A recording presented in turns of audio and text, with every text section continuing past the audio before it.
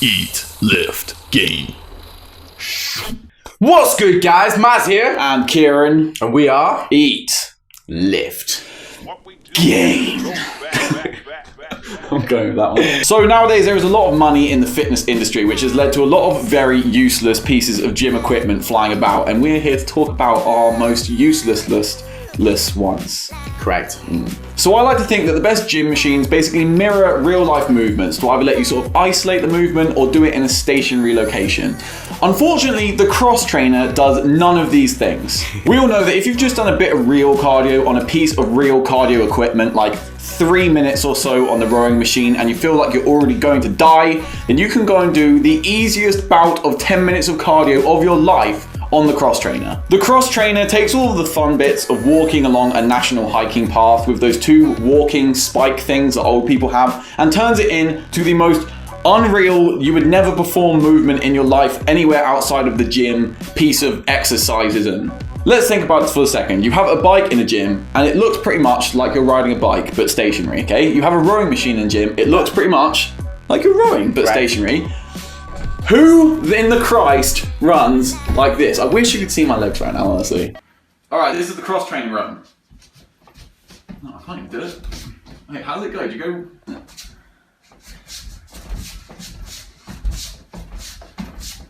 What's he doing? Plus, I don't think that there's anyone on earth who can do an entire session on the cross trainer without reverting to one of the most ridiculous runs possible. Either the roadie run from Gears of War, the backwards for the fun of it run, or of course the single-legged row run. And do not forget the no hands skank. So what I'm going to talk about is this slender tone, okay? And now what's giving me inspiration for this, lovely piece of equipment is my friend and housemate. Shout out. So on the Slender Tone website, it says signals. You've got 3 gel pads, okay, which go on like front bit of your abs, which you can sort of see there, and then like you got a side bit here for this side flabby bit you can't really see, and then the other side. But anyways, what they say is, so signals are sent between the gel pads on the abs belt. The signals activate nerves on the targeted muscles for effective results, and nerves switch on the muscle. Now, as these signals pulse, your abs contract and relax, and this is how you get a 6-pack, pretty much. Why don't you just do crunches, sit-ups? Why would you have to just like put this belt on? It's lazy people. How much does it cost again? It costs a lot of money. Yeah. In the region of a lot and a lot of money. I think it literally costs about as much as a year's gym membership, doesn't it? Yeah. Which is outrageous. Also, right, so it says it targets your abs, and so it's just going to contract this bit of muscle here. You can't just target this bit of fat and then just let it go. It's just not going to work. You need to reduce your body fat slowly on your whole body, and then your abs will pop out. And if you target just like contracting these muscles, you'll just get like bulbous abs. Yeah, weird, freaky, steroidal stomach. Yeah, them ones.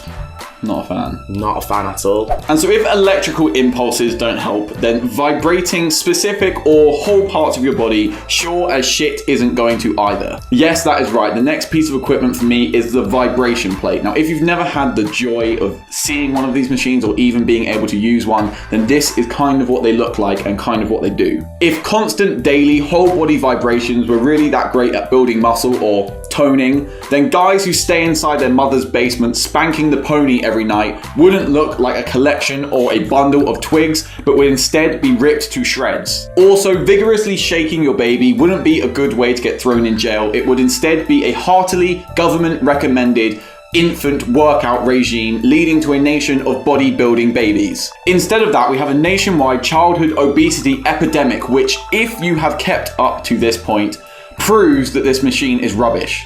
Sort of. However, I may have a slightly negative predisposition towards this machine, as a story I've told Maz before. The first time I ever used this vibration plate in a gym I used to go to, honestly, this is a 100% real story. I went into the changing rooms after the workout, and I was literally half naked, and this like 65-year-old guy came over to me in a towel, and honest to God said to me, did you enjoy using the vibrator? Like, Well, he said that. the exact words, did you enjoy using the vibrator? So he must have like seen you on this vibration machine And then thought it was appropriate to come over and say this in the changing rooms. as we were both pretty naked. Obviously, it took me quite a while to figure out what the hell he was talking about, but ever since then, I've always associated this machine with... Maybe he's talking about something else. No, Maybe it's like a little vibrator. What? Maybe he's seen you doing something else, Kieran, which... Yeah, hilarious. As I was saying, ever since then, I've associated this machine with basically almost being molested, so it's not a pretty picture, okay? Damn it! He made me sound like a...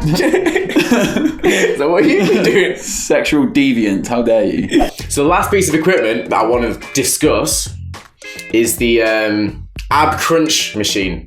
Right, do you know which one I'm talking about? I do. Where it's just like you sit down and then you've got this little strap thing on you and then you go lean forward like this and crunch your abs somehow, and then that somehow works your abs. So when I was like 14, I used to use the machine a lot.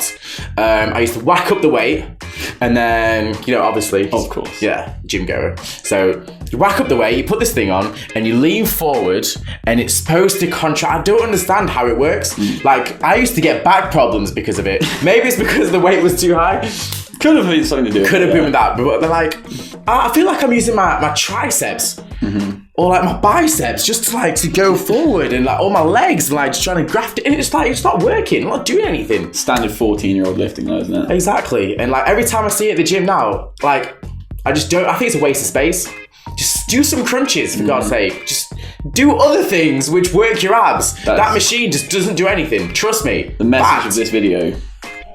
Do some crunches. Do some ab crunches. So if you're someone watching this and you use one of these pieces of equipment, we're not saying that you're an idiot or anything. Yeah, we're just saying you're pretty much lazy. Yeah. Really lazy person. Unless you are using the vibrating plate on a regular basis, in which case, yeah, you're an idiot.